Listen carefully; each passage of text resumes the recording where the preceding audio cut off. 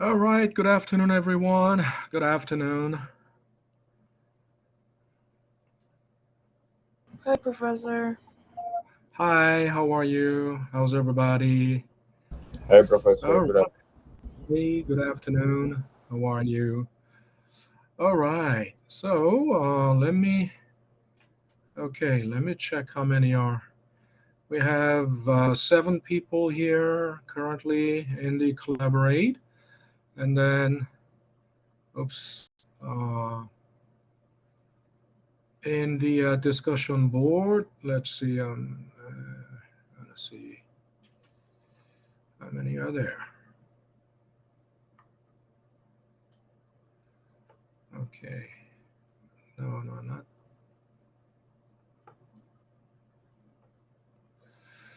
Okay, I see 9 people in the discussion board.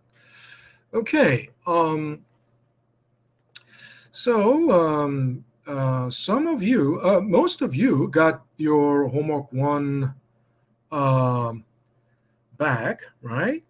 I sent them, I stayed up almost every night um, last, weekend, and I'm so tired from because I all those comments I make there, I do a very meticulous job, very meticulous comments, and it's an arduous job, and you just don't. Of course, it is a very labor-intensive and arduous job for me. But I guess it's hardly appreciated by most of you. uh, and everyone just gets, what? This is what I got? Oh my God, I'm doomed. Now, you guys just don't have this statistical mindset. So, if you know statistics, so here it is. Now, some people think, and when I say some people, that would mean most of you, most people would think, okay, I need to also. Where do I find that? Okay, here.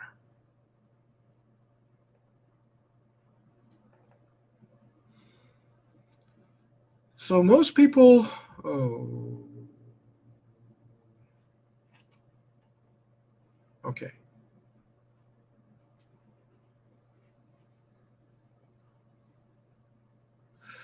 So most people think 60 is the cutoff line between pass or fail. But the question is, how do you guarantee that 60 is exactly the cutoff line? And that is really stupid. If people who think, or even the faculty members, even the professors who use 60 as the cutoff line, because why? First of all, think about it. Um, how can you ensure that, or how can it be normed exactly as 60, right? How can you norm that, the cutoff point,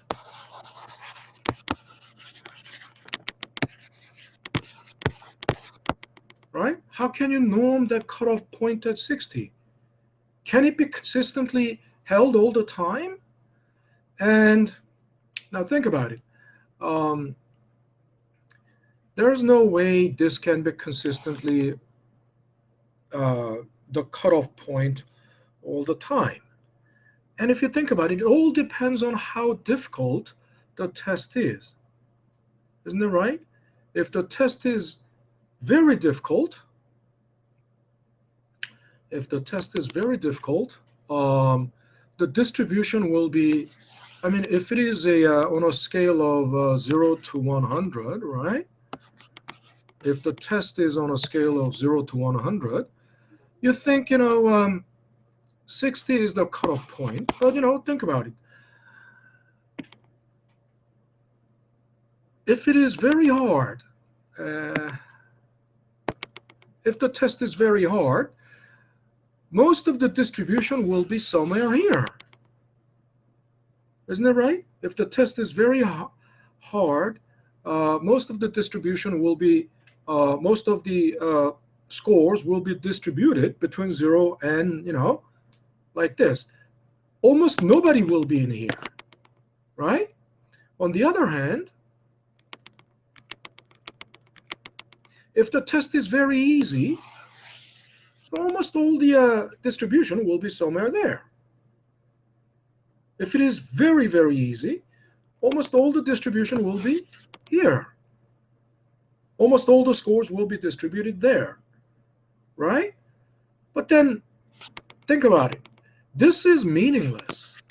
This is totally meaningless, right? A test like this, why? This is not a well-balanced test or well-designed test.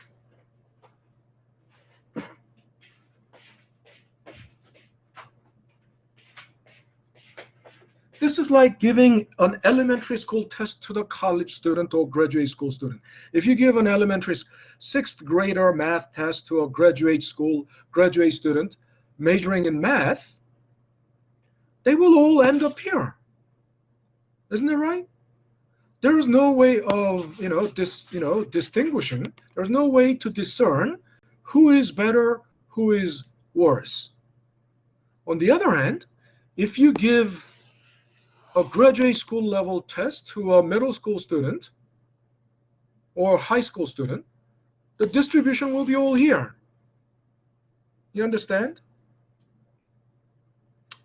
So the point is, there is no way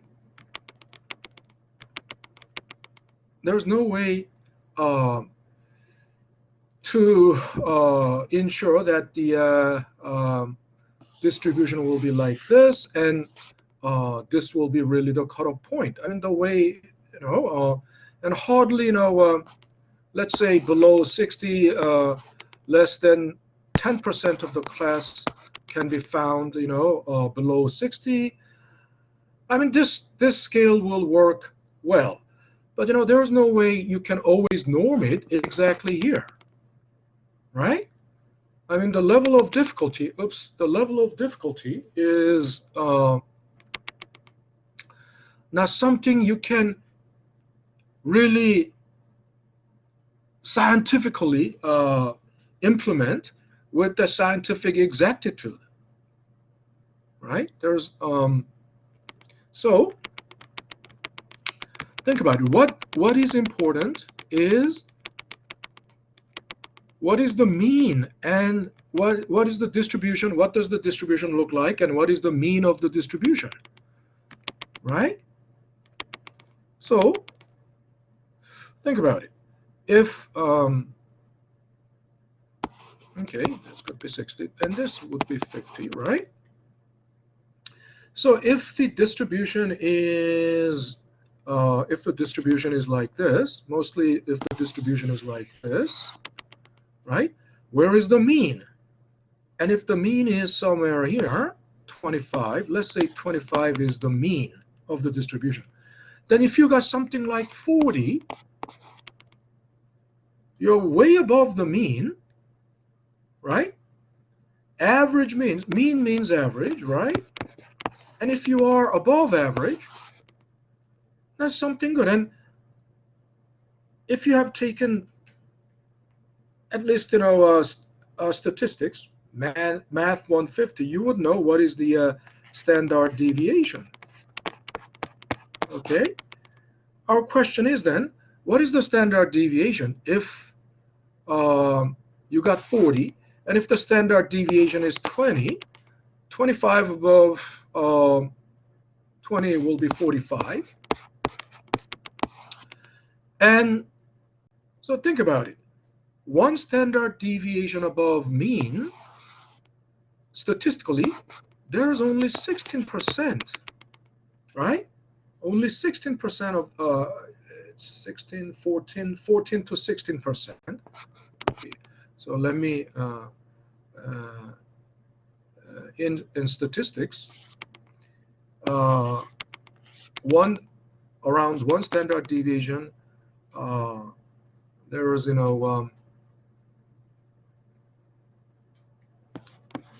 68%. So this is 34%, 34, and around 2 standard deviation. I mean, 2 standard deviation around the mean. 2 standard deviation around the mean. It was 96% of the distribution is lying within 2 standard deviation of the mean. 96% means this is 68. 96 minus 68 is 96 minus 68 is what? 28. So it's 14% is here, and the other 14% is here, right? I'm sure most of you are not following what this is. But basically that's the properties of normal distribution. So that means, so what was if the standard average was 25 and standard deviation was 20, then 1 standard deviation above mean. If you're 1 standard deviation above mean, that's 45. So if you have 45, so the reason, so think about it. If you are 1 standard deviation above mean is 14%, but actually including it's 16% to the probability of falling falling into 1 standard deviation area above mean. The total probability is 16%. Why? Because 2 standard deviation around the mean, 2 standard deviations around the mean is 96. So 1 standard deviation is 68. So the remaining 28%, half is here, the other half is here. That's 14. And then since 2 standard deviation is 96%, outside 2 standard deviation, that's 4%, but that half of that 4% is lying in the right tail.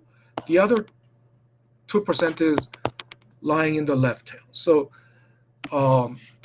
if you are outside 2 standard deviations, that means in the right tail, right tail is obviously the higher. The right tail is 2%. The lower tail, left tail, is 2%. So with the area between 1 standard deviation and 2 standard deviation, which is 14, and then the extreme outlier of 2%, including that's 16. So in other words, if you got something above 45, that means you are in this 16%, upper 16% area. Upper 16% area. So that includes, 45 to anything. 45, it could be 55, 65, 75, 85, even 100, 100. All that is, top 16%, right? And then think about it. Another 1 standard deviation above that will be 65, right? 1 standard deviation is 20, so 20 above that, it will be 65. So if you got something above 65, that's upper 2%. Upper 2%, right? So in other words, it's not, as I said, there's no way it can always be normed at 60, right? The cutoff, there's no way the F, below 60, it's F. There's no way you can norm it like that. It cannot be normed at 60. It depends on how difficult the exam is, or how easy the exam is. As I said, if it is a very easy exam, everyone will be distributed in the upper range. If the exam is very low, easy, everyone will be distributed in the upper range. If the exam is very hard, everyone will be everyone will be distributed in the lower range lower score range. Okay, so you have to consider that. In other words, you cannot just like a blanket. You cannot use that 60 cutoff, below 60 fail. You cannot use that like a blanket. And if you think you can use it like a blanket, that's very naive thinking, or just childish thinking, naive or very childish, juvenile thinking. Because kids cannot have very complex thinking. Logic. Kids cannot have children cannot imagine a world where 60 may be a great score, right? But then that tells a lot about the U.S. public education system, because they always, they only pamper the kids. They only pamper the kids, and so you always have to get 90. But how can that be if the test is very, very difficult? I mean, again, if you give a graduate school level test to a high school student, there's no way that the distribution will be like in the upper range, and then cutoff can be normed at 60. There's no way it can happen, right? So that is a logical thing. And then so again, don't get misled by. I mean, some of you got good. Some of you did good. Some people got 80 something. Some people got 70 something. Some people got but some people got even 30 something. And if you think about it, a very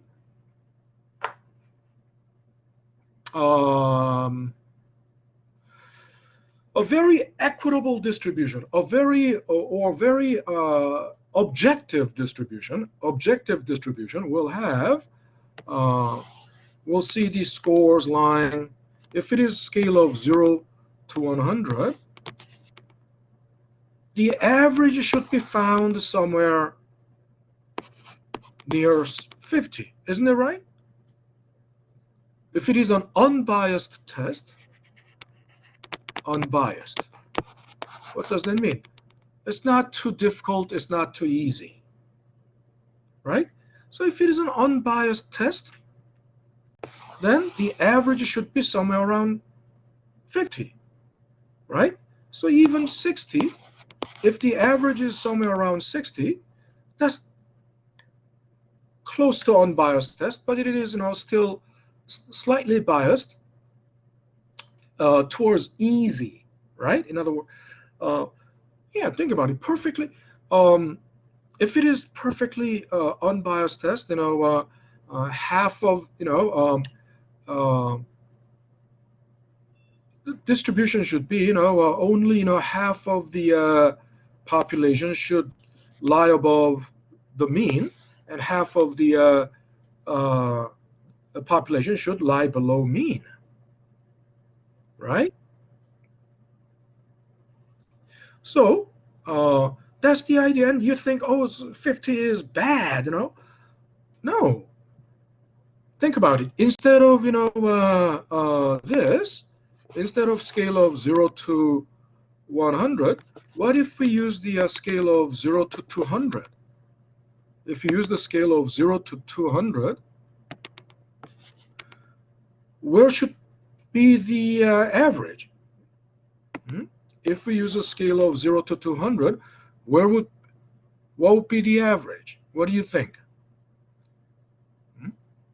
If it is an unbiased test, and if you use a scale of 0 to 200, where will be the average? Anyone?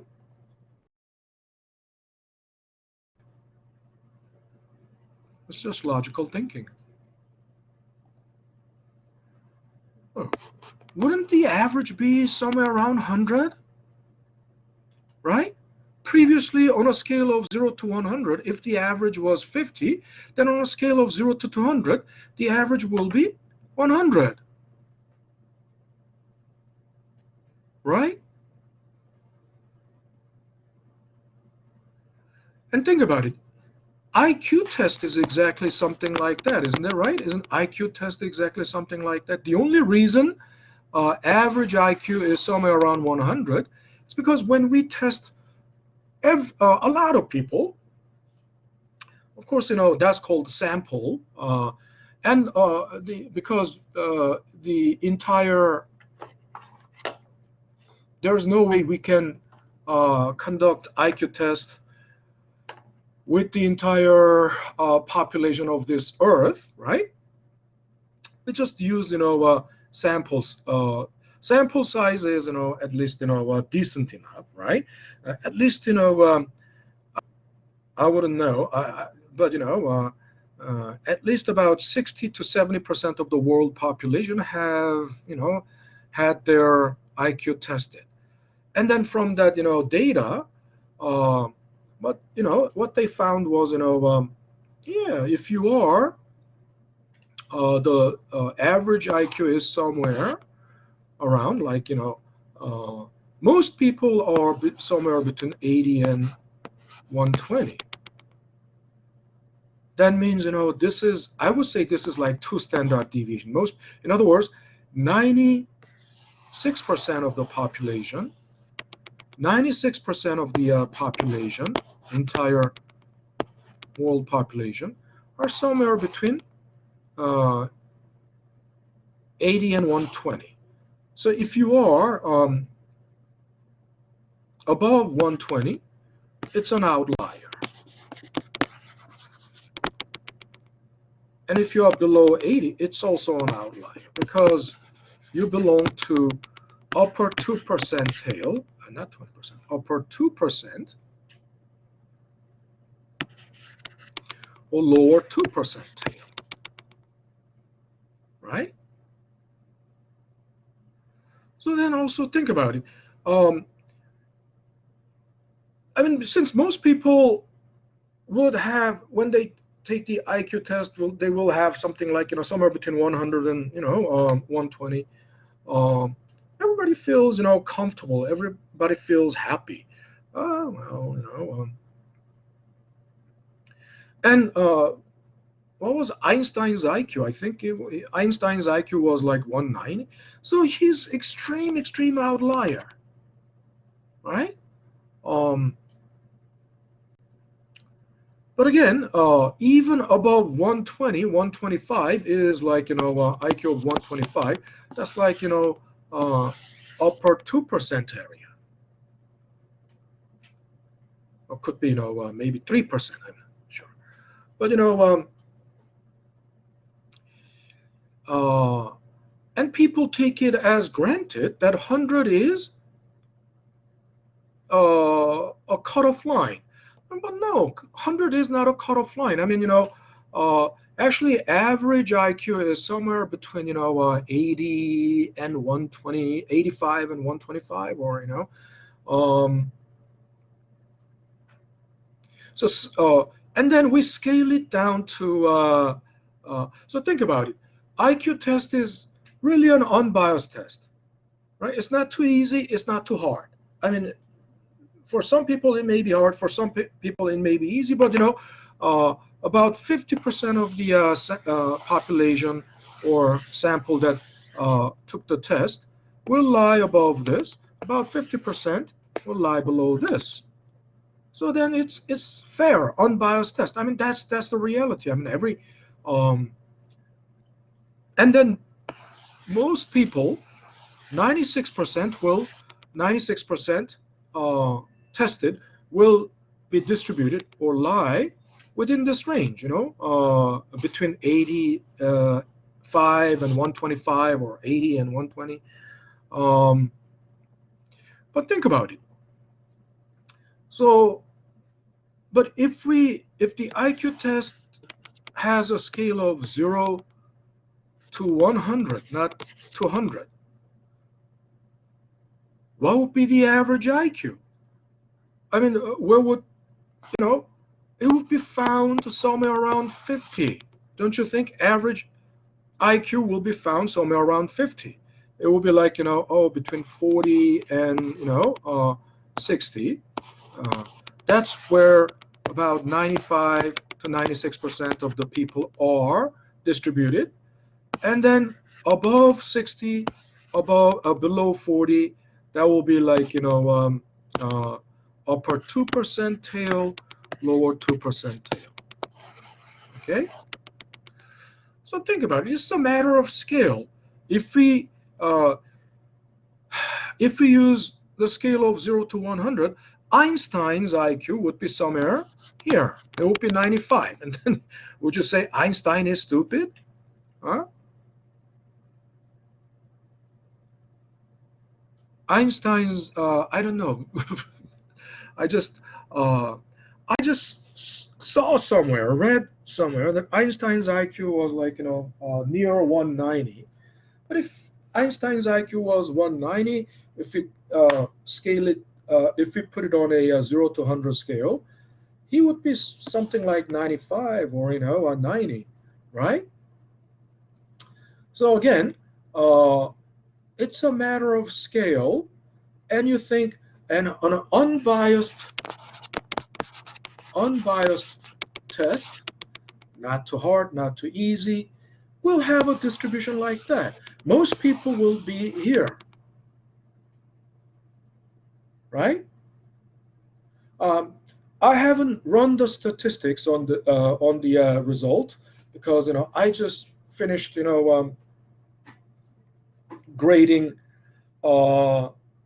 last night around 1 a.m. and I emailed you at around between 1 a.m. and 2 a.m. So I haven't got a chance to run the statistics. I still have 3 people unfinished, ungraded, because those people, unfortunately, their homeworks were found in my spam folder. So I found them belatedly. So I have to work on them today. So once I collect all, then I can run the statistics and I will see what is the mean. I will find what is the mean and what's the standard deviation. And based on that, I mean, don't feel, some people, you got 65 and someone says, oh, I'm doomed. Is it too late to drop this course? It's not like, it's not like I'm gonna pass this course. No. If the average came out like 50, you're good. You're above average. As I said, there are someone got 80 something, someone got 70 something, someone got 6. There's distribution is pretty much like that, and so the distribution is like between 30 so far and 30 and 90, right? So the mean will be found, I guess, the mean will be found somewhere here, about around 60 or so, or around 50 and 60 or around 50. If the mean is found somewhere here, between 50, somewhere around 50, then it's an unbiased test, really. It's an unbiased test, right? Just like so someone, think about it. If we use a scale of 0 to 100 for IQ test, average people will get something like 50. The IQ score of an average person, an average person with average intelligence will, so does, if your IQ is 50, I mean on a scale of 0 to 100, does that mean, you are an imbecile? I mean, I must be. No, you are just an average person if you got, on a scale of 0 to 100. Right? And then, so think about it. If the test score comes out like, of course, you all understand we're going to have 5 homeworks and 2 exams, right? That's 40%. 2 exams, that's 50%, right? Attendance and participation,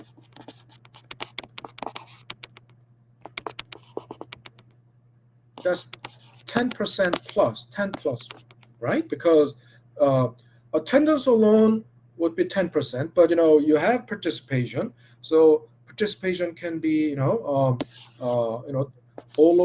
sum of all of this can be more than 10 points. It could even be 20 points, just participation alone. But then think about it. So each homework is 8%, right? Each homework is 8%. Now, and then after the semester is over, I will have to collect, I will have to compile all the data, right? And your grade will be based on the weighted average of all of this. What's weighted average? So what's the weight of all these homeworks? 40%, 0.4 times, right? Sum of all the homeworks, homework scores, plus 0.25 times midterm, plus 0.25 times final, plus attendance and participation, right?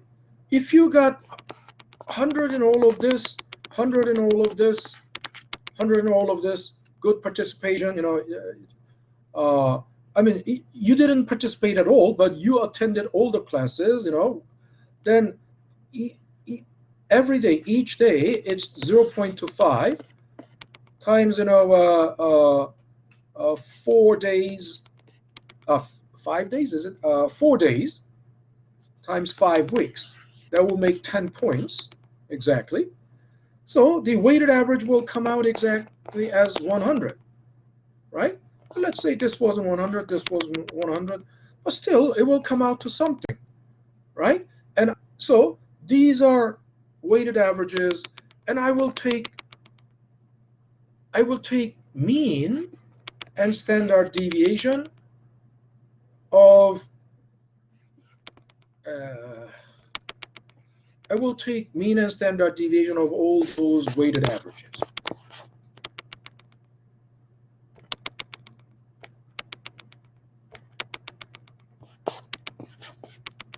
Right? That means I will look at the distribution, and the distribution, your distribution of, the mean can be somewhere around 60. Mean. Because, of course, it's a scale of 0 to 100.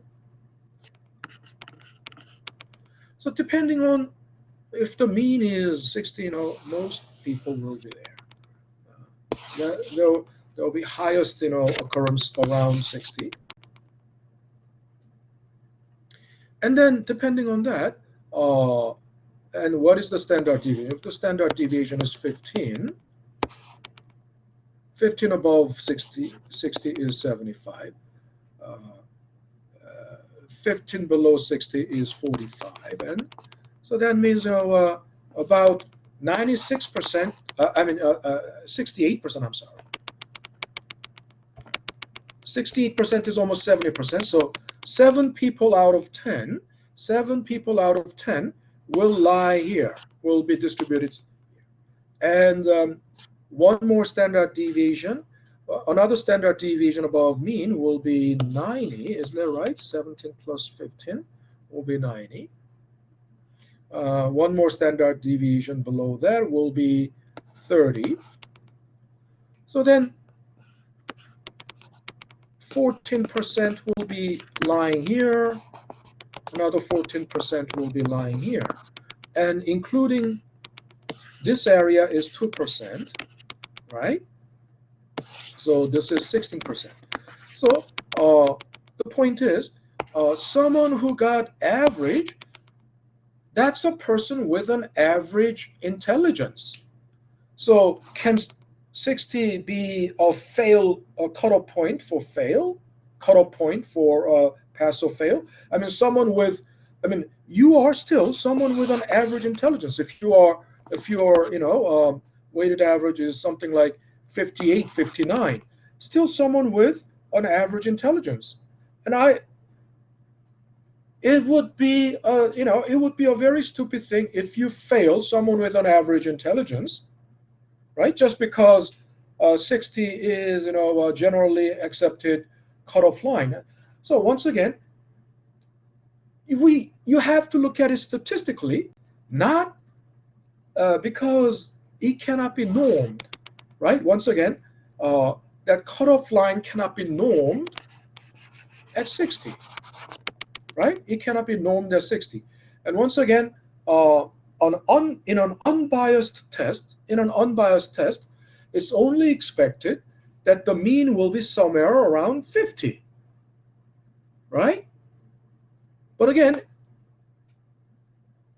you have been only trained all these, in your lifetime. I mean, so far you have been trained to, you have been only inculcated.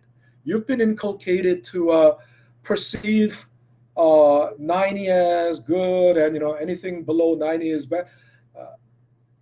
But that's impossible, especially in public education system in the U.S. It's only too pampering, and it's a basically a feel good. They don't train you and teach you to see reality objectively, but they just teach you to feel good. Everything is supposed to, you have to just, no matter what, you really didn't learn anything, you don't know anything, but you just have to feel good about yourself. That's the main focus of the system, public education system here. And another thing is, you see, you must have experienced this, when you on Amazon or on eBay, you buy something, or there was, some, conflict resolution. I mean, your, let's say, internet service provider, the cable company, you had a grievance, so you had to, or even the credit card company. So you've been on the phone with the customer service agent, and then at the end they will always ask, there will be a customer satisfaction survey. Please, give me 10, all 10s. Now, of course, if you really did a very good job, I will give you all 10s. But think about it, and they always, want.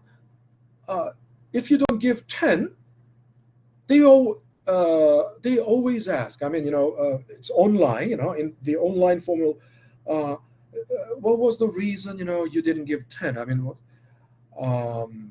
is there any particular? How can we? No, this is the society is so accustomed to see something like 10, 10, 10, 10. Once again, if you use a scale of 0 to 10, if you're extremely satisfied, 10. If you're extremely dissatisfied, 0. But if you're okay, It should be 5. It should be 5, isn't that right? If you're okay, and okay is not a bad thing, isn't that right? And between okay and extremely satisfied, there are still 5 grades, isn't that right? Even so, will you recommend our service to your friends? I mean, if I say 8, then suddenly there's always this feedback. So why 8? I mean, how could we improve to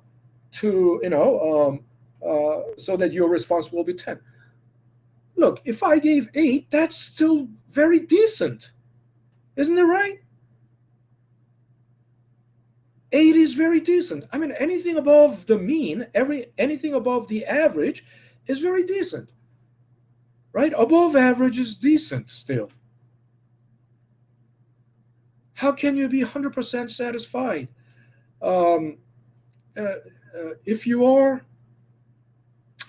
of course, you may be you can be someone who can be who is easy to please, but generally, if there's a scale of 0 to 10, and if you are a very discerning person, you would certainly have your own criteria for 10, and your own criteria for 9, own criteria for 8, and as long as the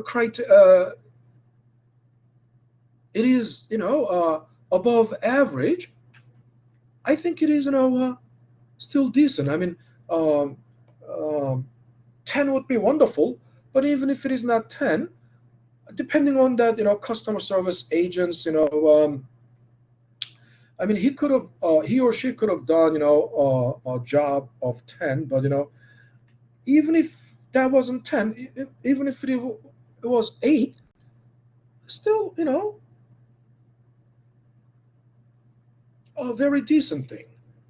And as once again, 6 is not fail, because 6 is, if 5 and 6 is the average, right?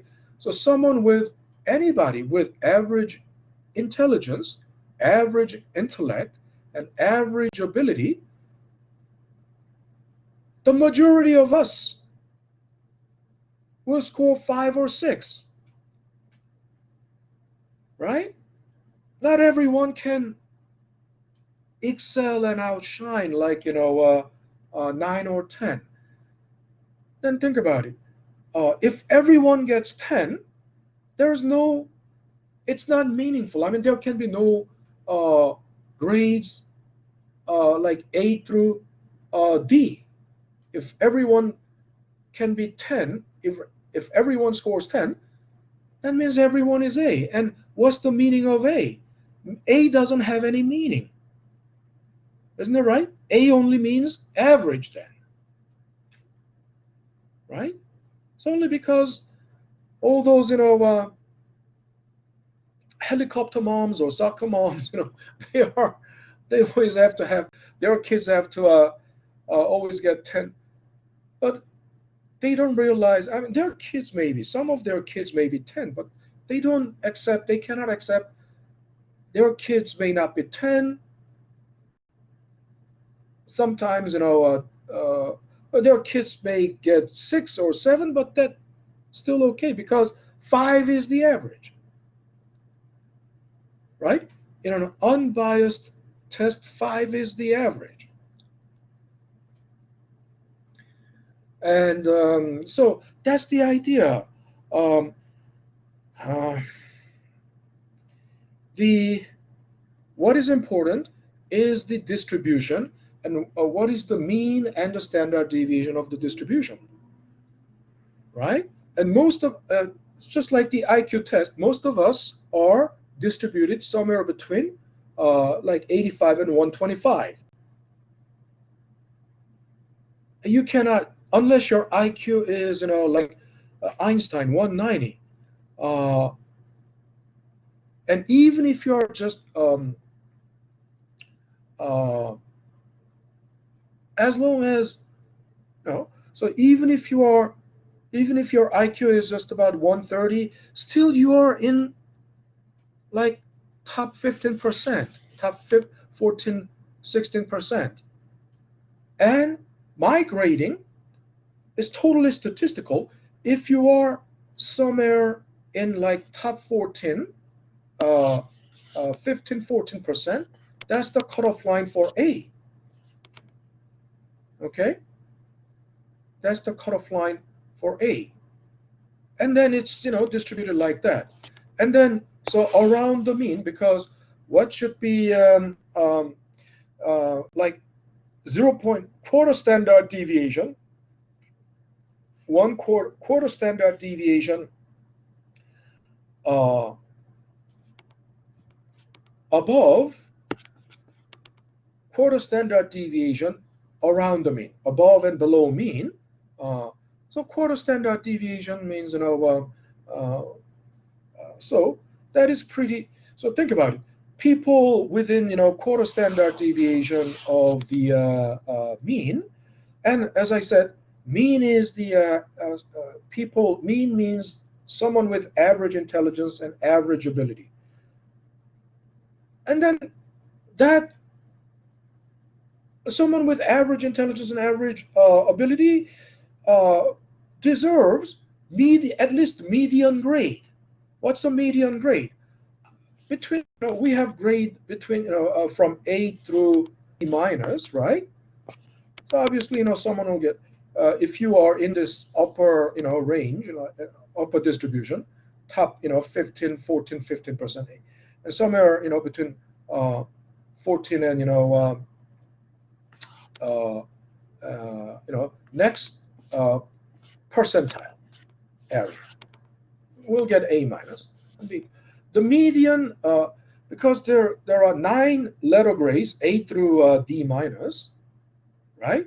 The median is actually like B minus. Okay, so usually, I give B to the this range, right? So statistically, to fall into it's really difficult to fall into like below C minus. I mean, below C minus, it would be low, like, low 15%. Or low, a bottom 15%, or, bottom 10%. So actually, if you do really, really, really badly, right? If you do really bad, of course you can fall into this, low. It's not even bottom quartile. Bottom quartile is, bottom 25% is bottom quartile. It's not even bottom quartile. Bottom, what do you, decile, maybe decile. Decile would mean, bottom 10%. So this is what it is. Okay, most people would fall above, most people will fall above bottom 15%. So it's not easy to get into. Of course, if you're deliberately, you're trying to get into this, yeah, you can do that. You fail in it, you do very badly in everything deliberately. Of course, there's no, but statistically, that's how it is done. Okay. All right, I guess that's too much of. I hope you understand. Any question? Any question so far? Any questions?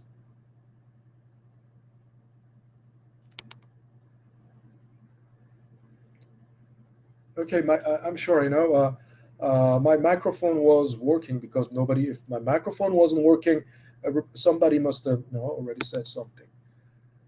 Okay. Oh, Kamisha, you couldn't hear me. I'm sorry. But everybody else heard me, right? Yeah, Professor. Look. Okay. All right. Yeah, Good. I can hear you now. I've been hearing you for the past We can hear you. a few minutes now. All right. But that was before, yeah. Okay. All right. All right. So we're gonna have to get back to where we left off yesterday. So it's already how much time has passed? It's 3:52 already, almost 1 hour. Oh God, 1 hour. So here, yesterday we did this. I think, yeah.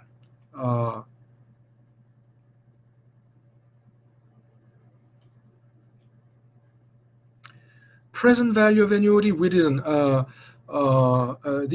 The examples we didn't, but just to recap, and here, the formula for present value of annuity.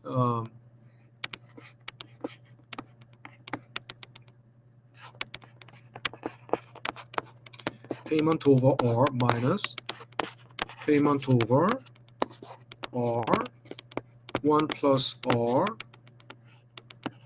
raised to N. And I told you there are a couple of variations of this, but it's basically the same form, eventually the same formula. You just, just tweak it a little. And I said, although this is not the most simplified form, I mean, most, because we can factor out payment over R and, make it more compact, but, the way it is now, it's the most, functional. So I use it this way. So remember yesterday the example we looked at was one lottery. If you, oh, by the way, someone won, Mega Million was like a 1.4 billion? Did you hear that? Someone in Illinois won it. Just one single lottery ticket. I should have at least, I should have given it a try, but $10. Yeah, you never know when your day might come. Yeah, keeping my fingers crossed. But I mean, the biggest jackpot so far had been 400 million, 500 million, but this was like 1.3 billion. Even after paying 40% as taxes, this is hefty. Like almost it would be like $700, $800 billion even after taxes. But and I wasn't paying attention. I mean, I bought lottery tickets, once in a while, this time, because I never won anything, if ever, like $2, $5. So this time I never, but there was someone won. So our example was, the first example was lottery. Okay, so question is, which one is better? Lump sum or lump sum cash payout or annuity, right? To understand which one is better. Second example was financing. In other words, borrowing money, right? Financing, car financing, right? And then two ways we can find whether we're not being ripped off, whether we are, we got into a good deal or bad deal. I mean, one, you find the present value of all those monthly payments, and if it is equal to the principal you borrowed, if it is equal to principal you borrowed, that's fair deal, correct. But if all those present value of annuity is greater than this, then it's a bad deal, right? Second one, we can nail the exact payment, right? So with that in mind, let's take a look at this. So this is the car financing example, isn't that right? Because the dealership told you that your monthly payment is 500, and then you can't get rid of this bad taste in your mouth. I mean, that suspicion. I mean, how do I know if this is the correct monthly payment? Once again, we'll find present value of annuity, and if it is equal to our principal, which is 24K, then that's correct. Otherwise, first we'll need to find the periodic rate, which is We know that already. It's, it's going to come out as 0.5%. There you go. And then N is 60 because and then present value of annuity is using that formula. What is the formula? Payment over R minus payment over, open parenthesis, R times 1 plus R raised to N. Okay, and then hit enter. And what do you get? Oh, the present value of all those, $500 is 25,862. Then what does this mean? You are paying more than what you owe. Isn't that right? What you owe is only 24K. So you are being ripped off. And does that mean the dealership is, has pulled a fast one on you? Does that mean the dealership has? It's not the dealership. It's not the dealership. Actually, because the lender, dealership gets nothing from, doesn't get anything from this, because dealership, maybe, they can get, but basically, when you borrowed 24K, the payment goes to whom? To the bank, the lender. And the dealership is only using the software provided by the bank. So and of course they want, they're not gonna play tricks with the they're not gonna cheat with math.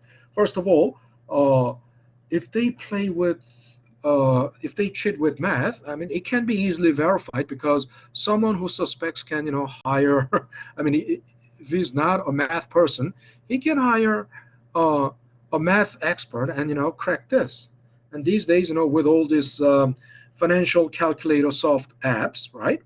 You can download the financial calculator app on your phone, and you can easily verify if the payment is correct or not. So they are not going to play tricks.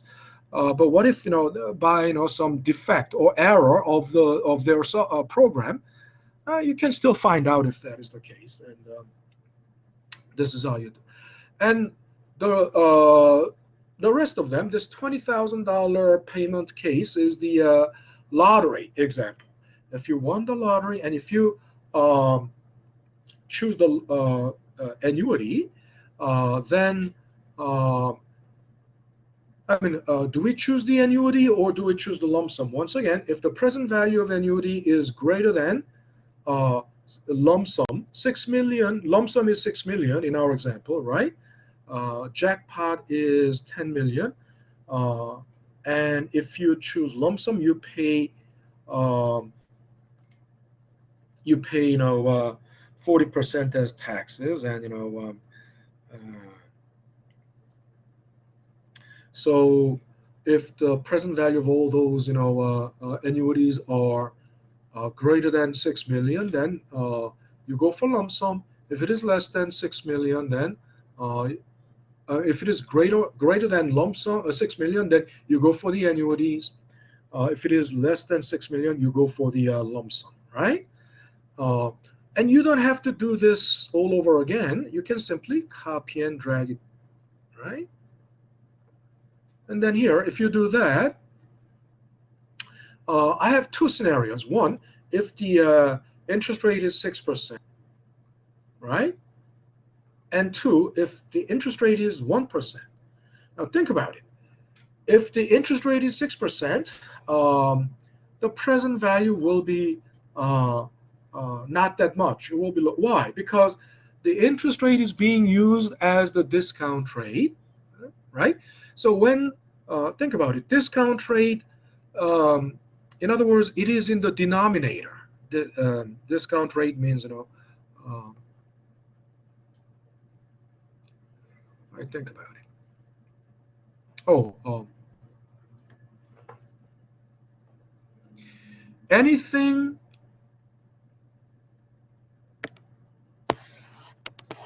Think about it.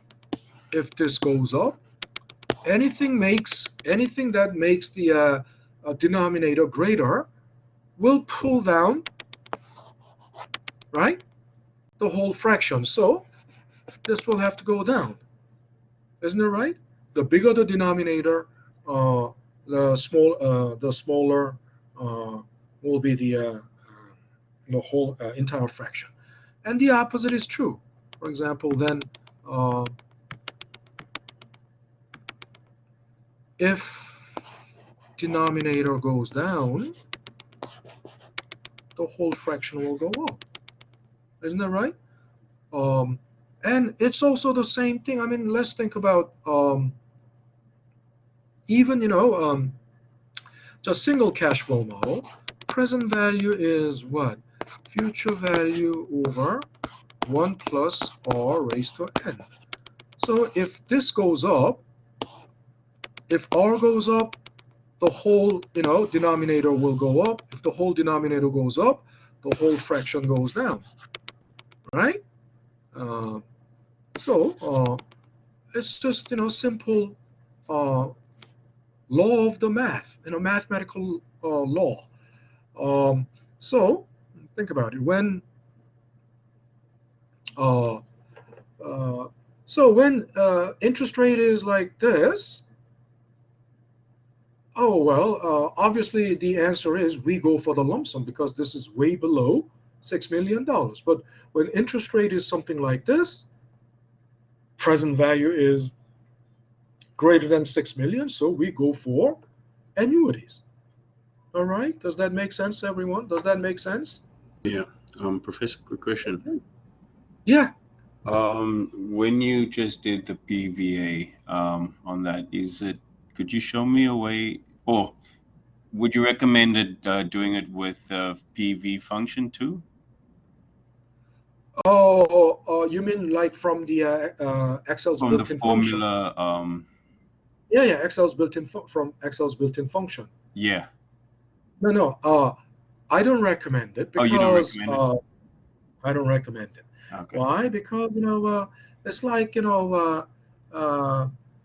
relying on GPA. I mean, if you because these days generally people don't have mental map, right? And then they just follow the GPS, and they just follow the GPS prompt, make a right at the next intersection. But sometimes that prompt comes too late.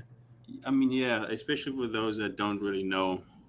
And for some people, it might find it easier this way or the other way. That's why I was asking, since I just did the finance class. That's why I'm asking. Mm-hmm. Okay. No. But then you have to think about this. You have to tweak. You have to tweak the formula. I mean, for example, suppose you are using Excel's built-in function. So here,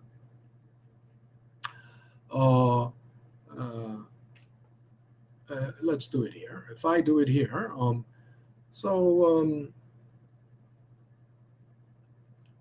go for present value. Then no, that's once again you have to give it rate. Okay, then what rate? I mean, people who don't just use this, they will put, this is the rate because it says rate, right? And then next, n period. How many n? 30 years. They do this, in other words, without thinking. Yeah. In other words, our context, this is, not annual, but monthly. Then the correct rate to put is this, and the correct and n to put is this, right? And then we built it like this, so we know, the monthly rate is this, and the n is this. we see it like this. We see it in the table. In other words, the architecture. I mean, in my comment, some of you would have the comment. It should be an integrated system, so that everything is neatly in an organized system. I mean, but some people did. You did up. I can't repeat that because it's all scattered all over, and without doing it in a uniform and consistent way, one problem is done this way, and then the next problem is the same pattern, but suddenly it's totally different. And then the labels become suddenly very wordy. The labels that I use is all acronyms and symbols, and acronyms and symbols are sharp. But then suddenly, bank discount rate. Why do you have to be wordy like that? Why do you have to spell it out like that? It's not sharp. Bank discount rate, that's word. 3 words. And if you put 3 words in a cell, the cell would have to be wide. And a wide cell, I mean, if you explain everything like that, if you are, descriptive like that, labels shouldn't be wordy and descriptive, because if you use wordy and descriptive labels, then the model will be very wide or very long. That cannot be shown concisely on a screen. And you have to have a mind of an architect. Will an architect have such a building that is just scattered all over?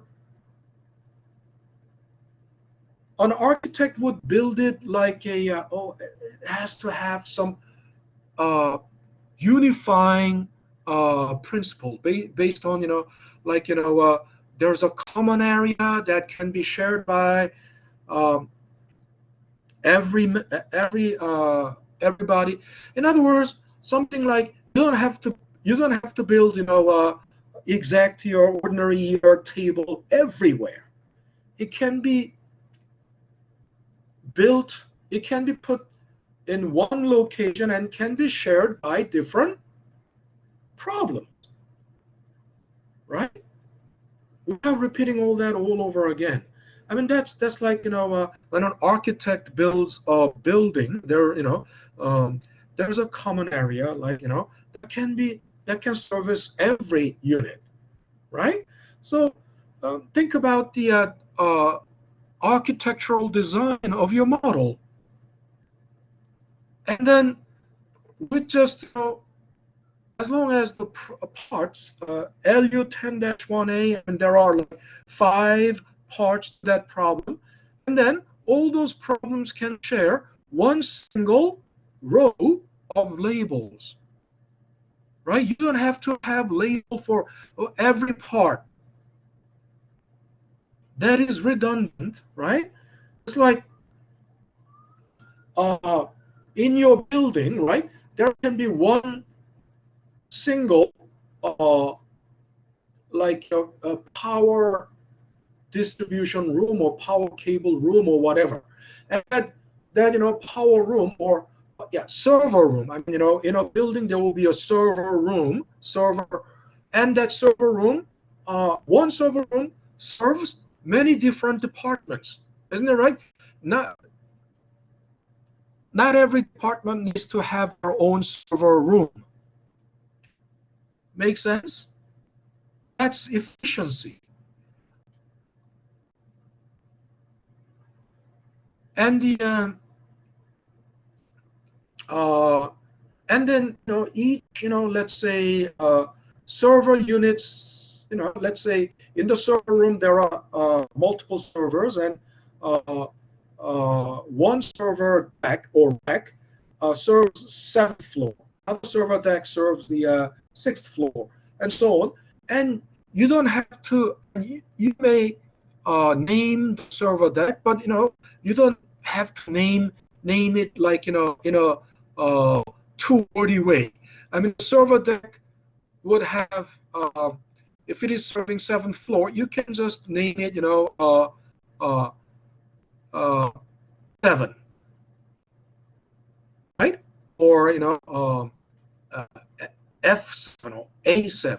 You don't put a label there that says server. This is the server deck serving 7th floor. You don't have to be wordy. Being wordy is juvenile. You understand? It's not sharp, right? I saw a lot of labels, a lot of people put label in one of the problems, WP. WP. I was one.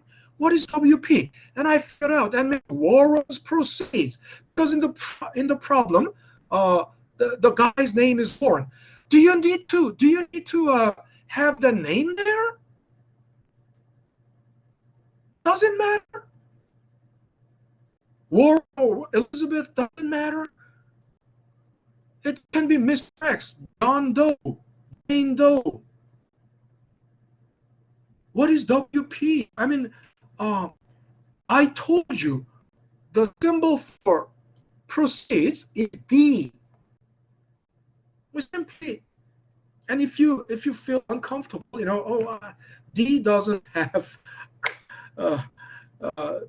have any connection with proceeds, so I will use proceeds.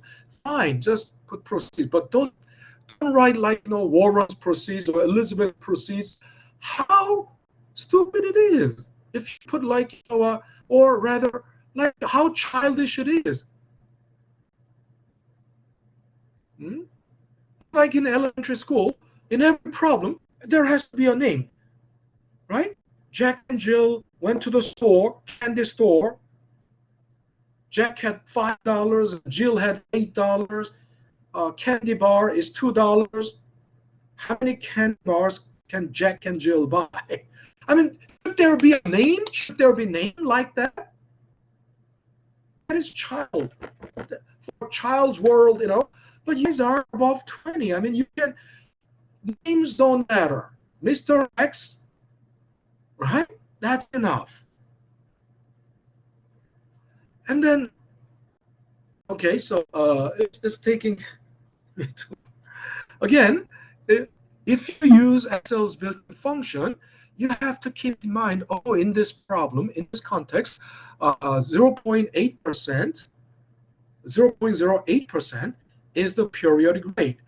And, n period is 360. I mean, without that kind of mind, analytical mind, or, critical thinking, and if you just use, Excel's built-in function, you will be reading the problem says, monthly payment is $20,000, interest rate is 1%, time is 3 years. You just read that, and you will just input without, analyzing and tailoring it towards the content, customizing it or tailoring it according to the context of the problem. People tend to just input whatever they see in the verbiage. Then what are you then? You are not a thinker. You are just a data puncher, right? And the difference between the analyst and data entry personnel is that the analyst analyzes, analyst thinks, but the data entry personnel doesn't think. He or she just punches the input that they see there without thinking, right? And it's like, in the old days there were typists. There's no longer typists, these days, because everyone types. But even in the early 80s, there were typists, and if you were writing something and you wanted to get it typed up, and because not everyone had a typewriter at the time. You take it to a typist, and then if it was written in foreign language, the typist doesn't understand it, so typist just types it. So if she makes a mistake, or I mean, it's not the mistake of that typist, but obviously the original manuscript at the typo or uh, original manuscript doesn't make sense. But the typist cannot know because it's in foreign language, and typist doesn't think, just types what she sees. So that is the problem that can happen if you just rely on the Excel's built-in function. Uh, you're turned into a data puncher, nothing but a data puncher, not an analyst. You should analyze it. You should think it analytically, and must tailor it uh, according to the context. Should be able to do that. Okay. All righty. I think would it. All right. It's already what the time is like 4:18. Took too long. So let's take a 10-minute break, and we'll be back at 4:30. Okay. We'll be back at 4:30. All righty. So let's take a. Tatiana, you have a question, but if you have a question, Tatiana, you'll have to hold it until we come back from the break. Okay, I'll remember that. So let's take a 10-minute break.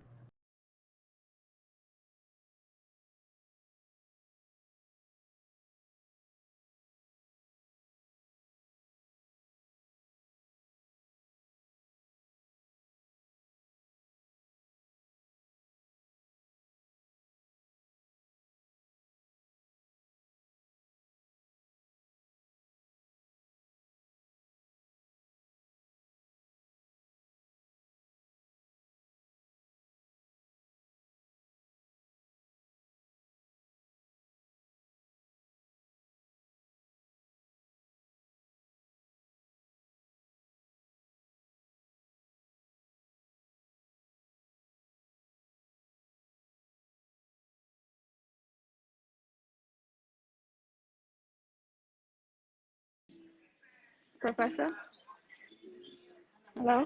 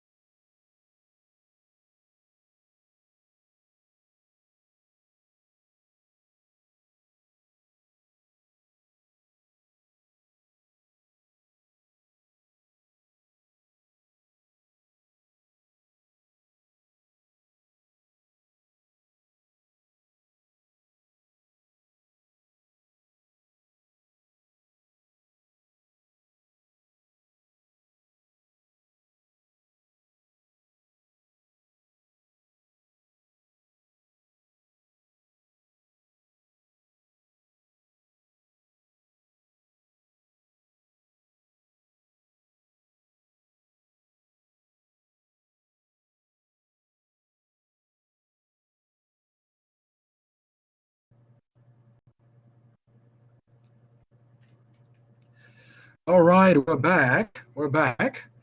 So I thought there was a someone who I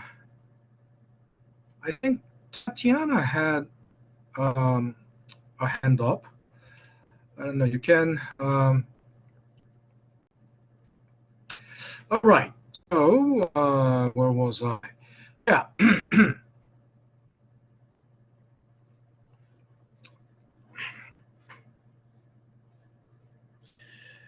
Um,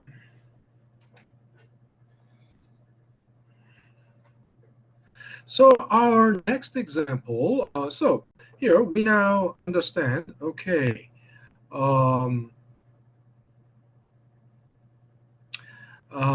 in that car financing example, we now understand uh, that the monthly payment they told us at the dealership is actually a bad deal because we are paying more than what we owe, right? The principal we owe is only 24K, and the total principal present value of all of those monthly payments, total of the present value of the monthly payment, it comes to almost 26K. So we're getting ripped off. And also, if we choose lump sum and the interest rate is like this, then if you choose annuity, when the interest rate is like this, then uh, uh, it was better uh, to choose the lump sum because present value of all those annuities are much lower than lump sum. But if the interest rate is low, then annuity is a better choice than uh, the lump sum. Next question then. Uh,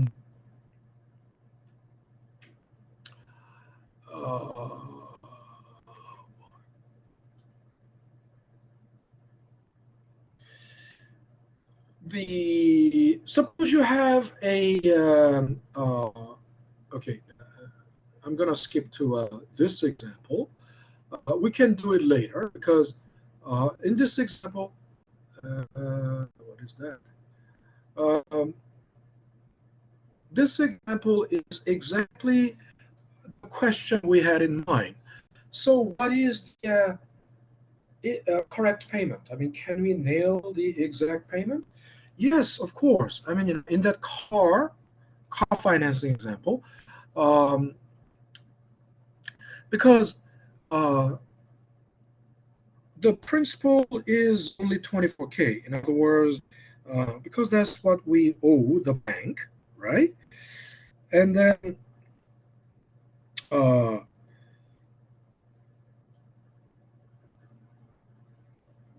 if the if you're making the if the correct payment, if we can find the correct payment, right? The present value of all those payments must be equal to uh, our principal of 24K, right? So then if we solve this present value equation for payment, then we can nail it. Remember, where is that? Here again. Remember, we could solve, right? When we had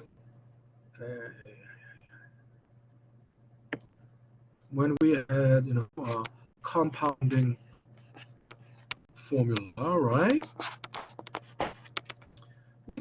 We can solve this for any variable. I mean, the future value is unknown, but then that means all the others are known.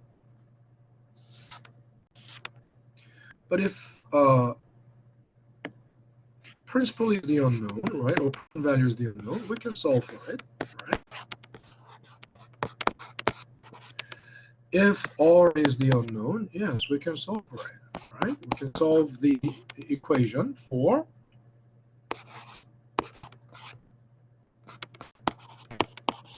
and if n is the unknown, we can solve that equation for n, which is basically a natural log of FV over PV, right? Natural log of 1 plus R, right? So just like that, also, and in the also we did the same thing for future value of annuity as well. For future value of annuity, which is payment times 1 plus R raised to n minus 1 over R, right? And if payment is the unknown, right? Yeah, we solve this equation for payment. And always, I've been telling you over and over,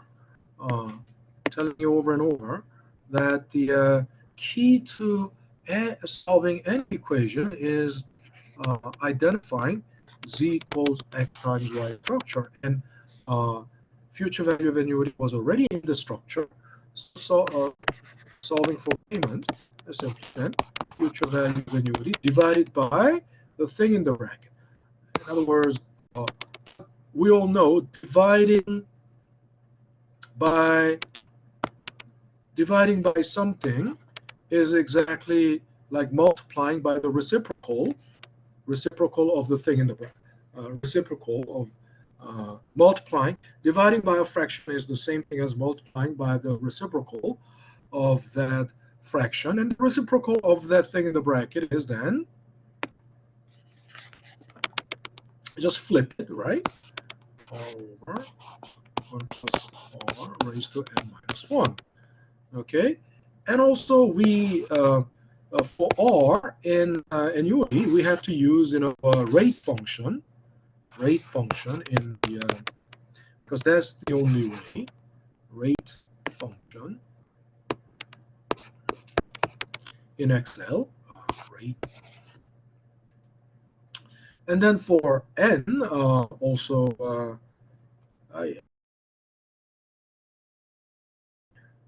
for n in future value of annuity, it's natural log of FV over payment times R plus 1 over natural log of 1 plus R, right?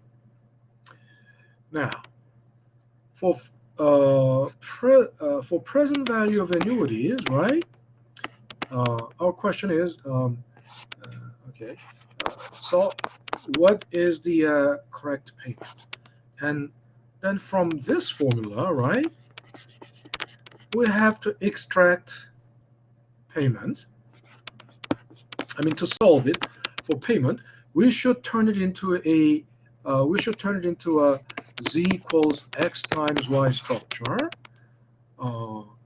So we have to transform this. This is now z equals x times y structure. So how do we do that? Now think about it.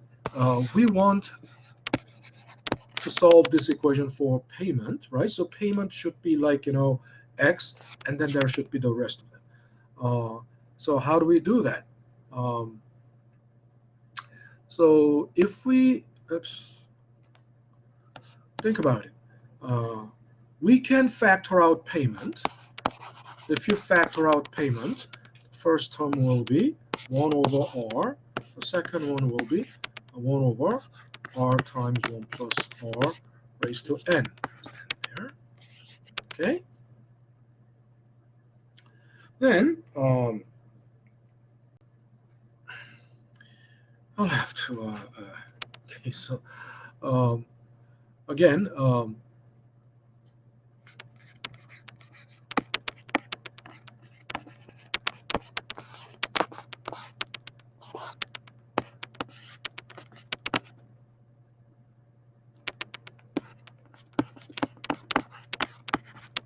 Okay.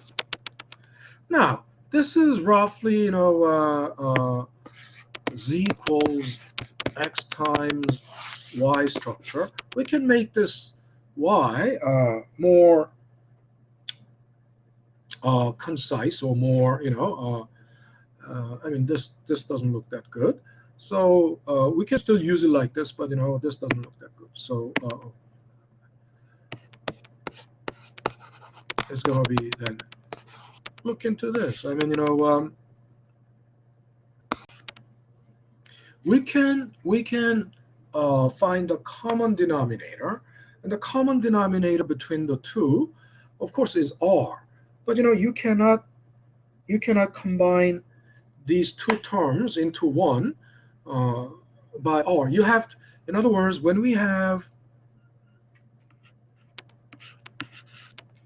2/3 and when we have 1/6, right?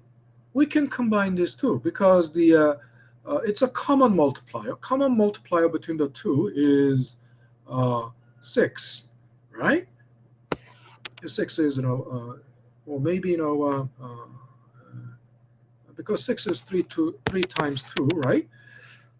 All you need to do is you will have to multiply this by 2, but you have to do it on both numerator and denominator, because when you do something to a fraction, when you multiply a numerator by when you do something to you have to do the same, right? I mean, if this is going to be we'll know 2/3 if I convert it into a fraction with 6 as the denominator, then it would have to be 4/6. So just like that,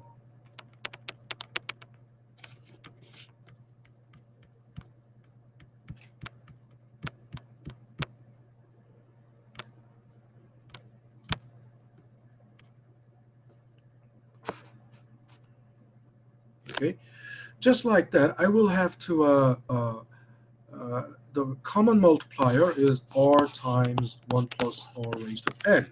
So if this became, if r is now r times 1 plus r to the n, you have to do the same to the numerator as well. So the numerator will be multiplied by 1 plus r raised to n, right? And then the right term doesn't change because it was already 1/r times 1 plus r to the n. So now they can be combined like this, and it's just a one term, single term now. So we are completely now z equals x times y format. We are completely z equals x times y format. Now, so now you understand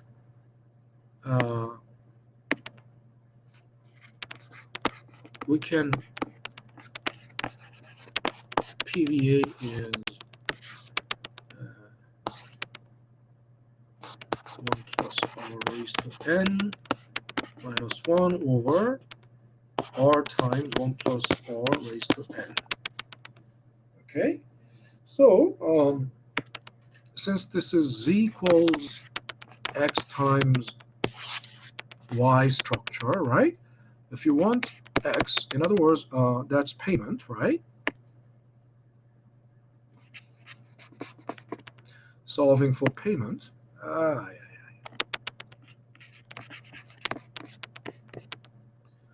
It's going to be PVA divided by the thing in the bracket.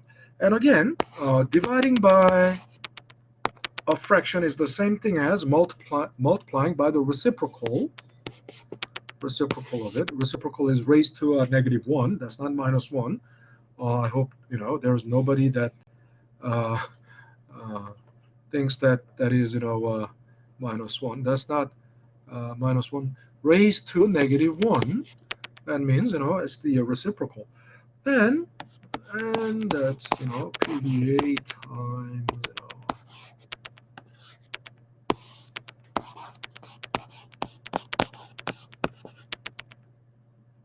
right? And then over 1 plus r raised to n minus 1. Okay? So this way, we can find our exact payment, right? So let's try that. So here first, this one. So 24,000, which is our, the principal of our loan. So basically, I'll multiply this by R times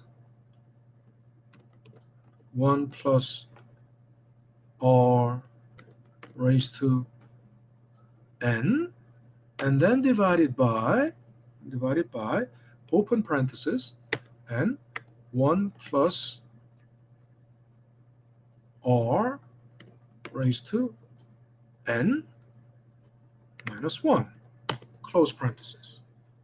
Okay, let's compare that. Let's check that with our, okay, PVA times R times 1 plus R raised to N over 1 plus R raised to N minus 1. And that's exactly, where is it? I got it already. That's exactly right. PVA times R times 1 plus R raised to N over, open parenthesis, 1 plus R raised to N minus 1. And then, so everyone is okay with that? Everyone? If you need to take a screenshot, now take a screenshot, please. Yep. Thanks. Okay, good.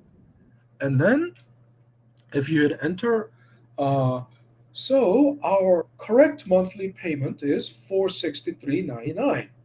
$463.99. Okay. With that in mind, we can also do these examples. So the present value of all the present value of annuities is 6 million. So why 6 million? I think it's probably our in that lottery example, if you chose lump sum, you'll get 6 million, right? If you chose lump sum. So then let's think about it. Oh, then what should be the annuity that should be equivalent to that lump sum choice? That's why I put 6 million there.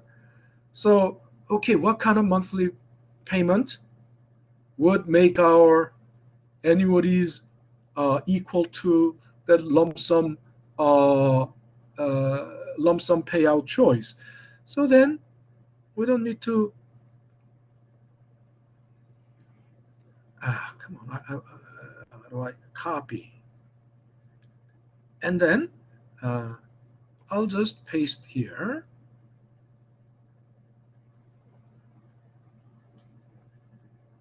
Okay. And then you drag it down. So it's like this. If the interest rate is 6%, when in an economy where the interest rate is very high, the monthly annuity payment, that annuity choice equal to lump sum choice would have to be almost $36,000 a month, right? Then you'll be indifferent between annuity and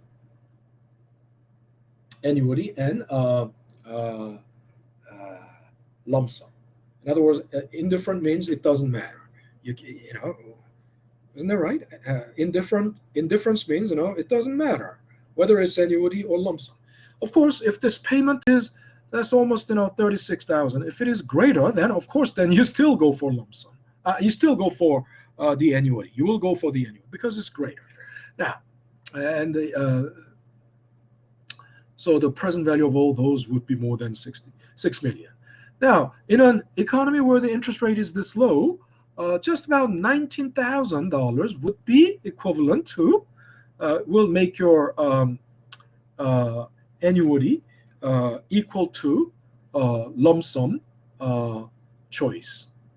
Of course, if they pay you $20,000 a year, it's about $800 or $700 better than this.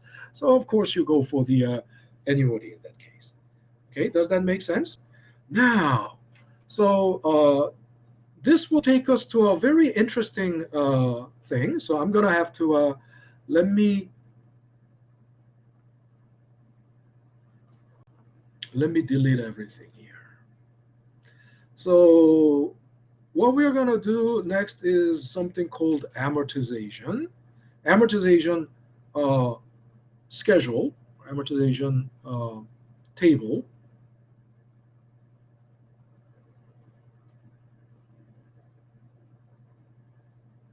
Okay, and I'm going to, oops, what happened? I deleted everything. I clear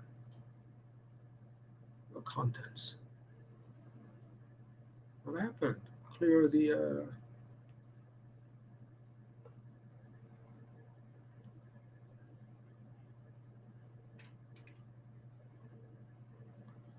why in the middle? It's not, clear the contents. I don't know, it's not, maybe it's just the optical illusion. You see, there's nothing here, nothing here, nothing here, but it's still, so the server isn't catching up yet. So if I refresh this, maybe,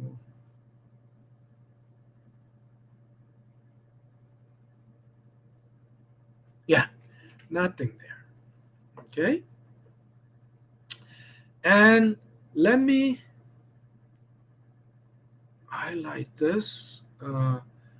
In the past, I'm just tweaking the model just a little because in the past I didn't use beginning balance, but this time let's use beginning balance. I'm gonna insert.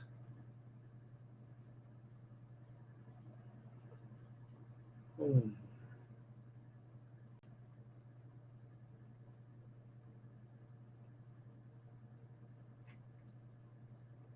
Okay. So I want you to also do exactly what I did. I think you got the file with all these things blank. With these things blank. Is that right? You have the blank there, or was it all filled in? It's all blank, Professor. It's only Okay, the good. the pay numbers that I have on the file. Yeah. That's fine. Payment number is okay. So I'm gonna just copy to the right. Not because I need to. It's not the same thing, but I want to just retain the. I want to retain the format, and this is.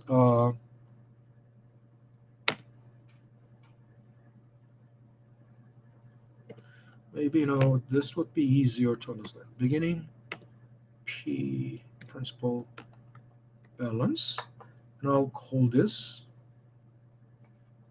end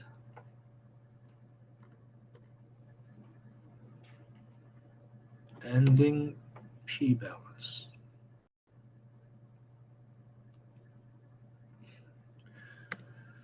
Okay, so what I'm trying to do is, what is amortization? Amortization, we'll talk about amortization more tomorrow because we are out of time. But I wanna, okay. Amortization is basically paying down.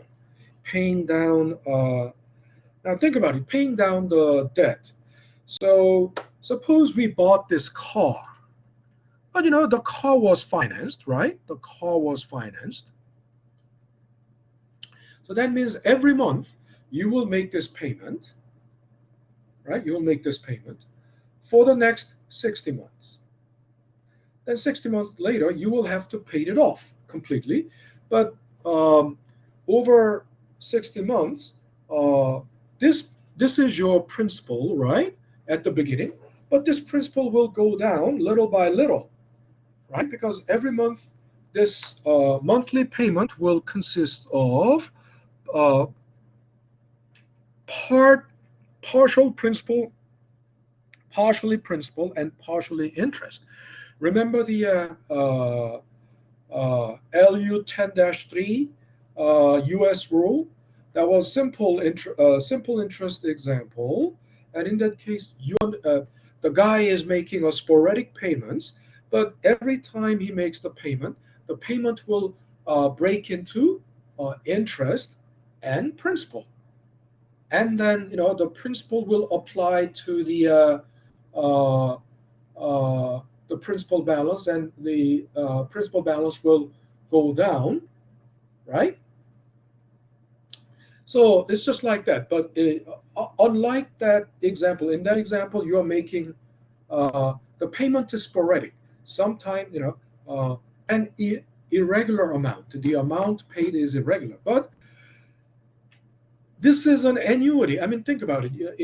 In this car financing example, this monthly payment is a regular.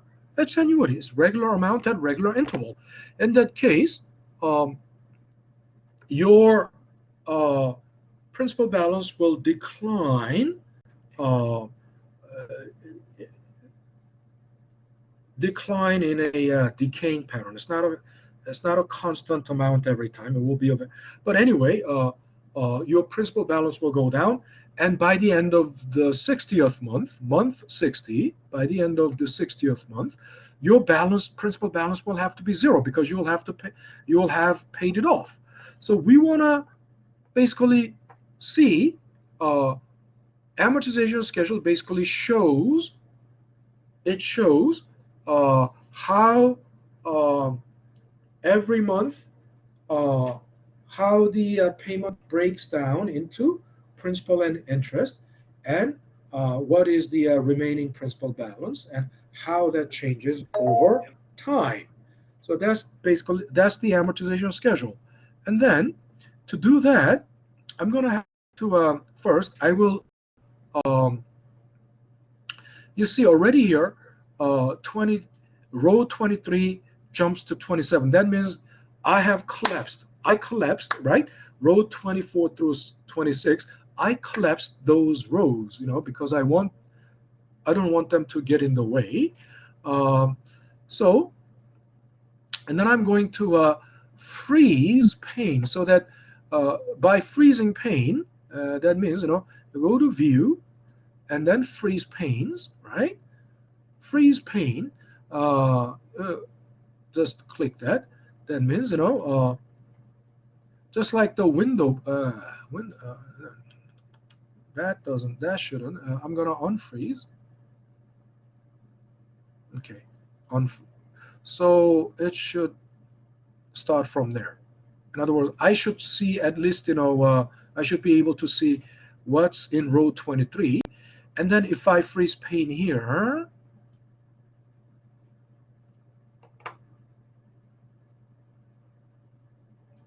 oh, why does it give one more row there? That means, as I scroll down or up, I don't lose these labels. Okay.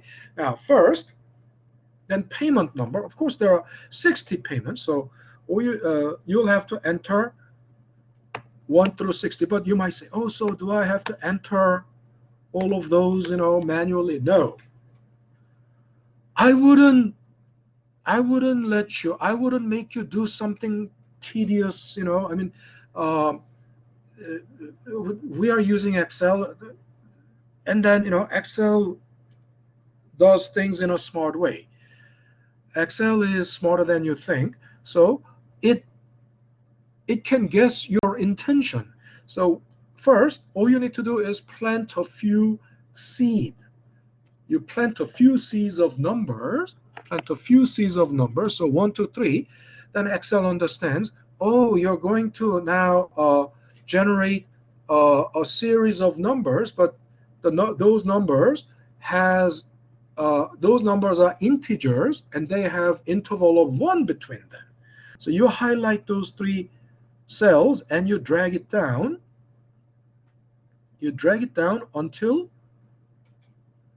Until you reach here. That's where and look, Excel automatically generates 1 through 60.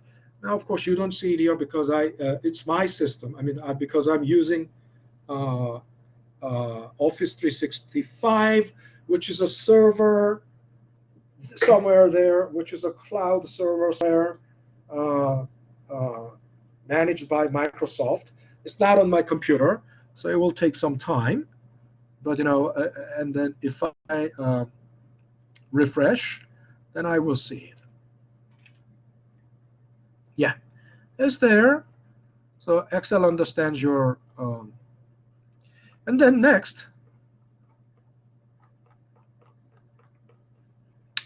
we'll have to basically enter payment every month is still the same thing. Still, so in other words, I will have to enter that and hit F4. If you hit F4, it will lock. It will lock in. It will lock into A23, and that's necessary because if you don't lock it, I'm gonna copy and paste it all the way down. But think about it. If I don't lock it, and we know what happens. If I don't lock it, as I paste it down, it will move too, right? If I don't lock it, the next cell it will point to A24. The next one will point to A25, and so on. I don't want that to happen, so that's why you have to lock, right? So hit F4 and it will be locked. Once it is locked, then I can drag it down all the way down until you reach month 60. Okay, so then so at the bottom at the bottom row I have already built in auto sum. Everything has auto sum here. See, sum, by clicking this auto sum, it will give me. I will also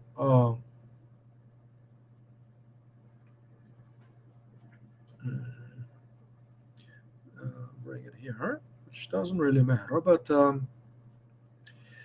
now, and at the beginning, right?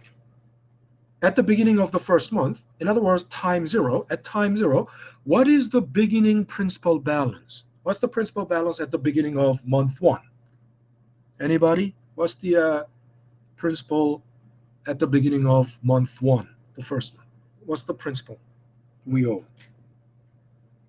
Anyone?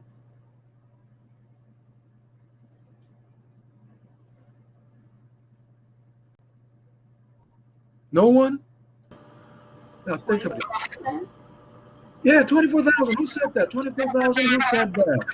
Shirley. Who? Shirley. Okay, Shirley. So you got Shirley. You got 0.5.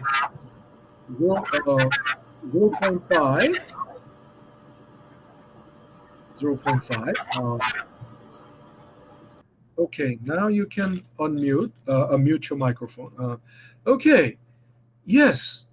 So where's my mouse? Okay, the beginning balance at first, it's here. You point to that. And then, what is the interest in the first month? We know the interest rate every month.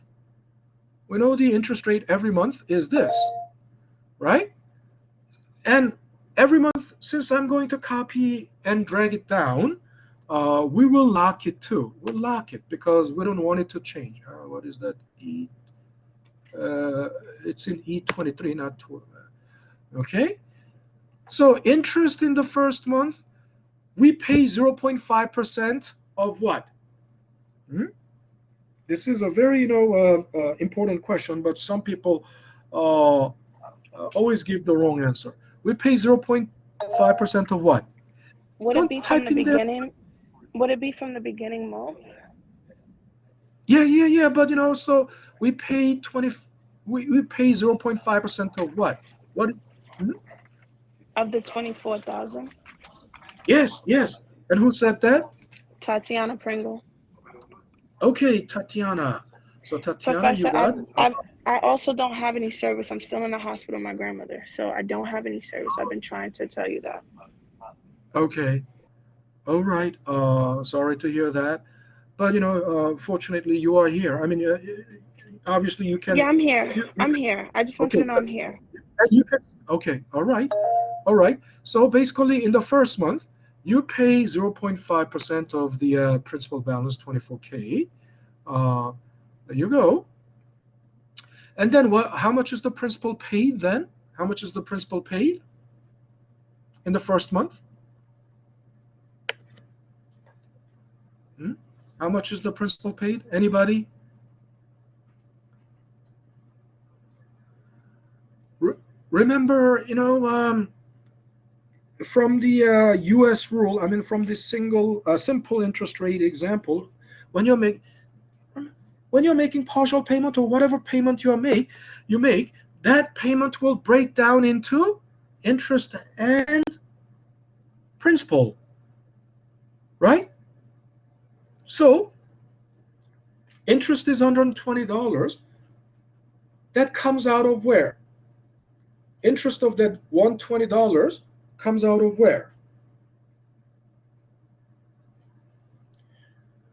So what breaks down into interest and principal paid? This is just logical thinking. Oh God, I don't have time for this. Unless you are, no, this 120. What is the payment you're making? This is the payment you're making, isn't that right?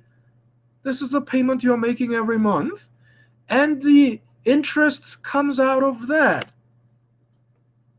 Interest comes out of that. Then, then think about it. What is the principal paid is obviously the difference between the two, isn't it right? Principal paid is the difference between the two. Isn't it very logical? And that was also exactly what we did in the uh, simple interest model. Whatever payment you make, it breaks down into interest and principal. Isn't that right, everyone? And then at the end of the first month, what's going to happen to the principal balance? No one knows. The principal balance will go down from this. It will go down by as much as this. Isn't it right? Yeah, and then that will be your beginning balance for payment. Exactly. This is what I'm talking about. Architectural design. I get It has now. to be a self-contained system, integrated system, and you have to think about the architecture of it. And people uh, generally, that LU 10-3 and 10-3A, a lot of people don't have that architectural mind, that architecture's mind. So think about it, isn't it? And then at the beginning of the next month, there will be the beginning balance, right? And then the same thing will happen. All you need to do is just drag it down.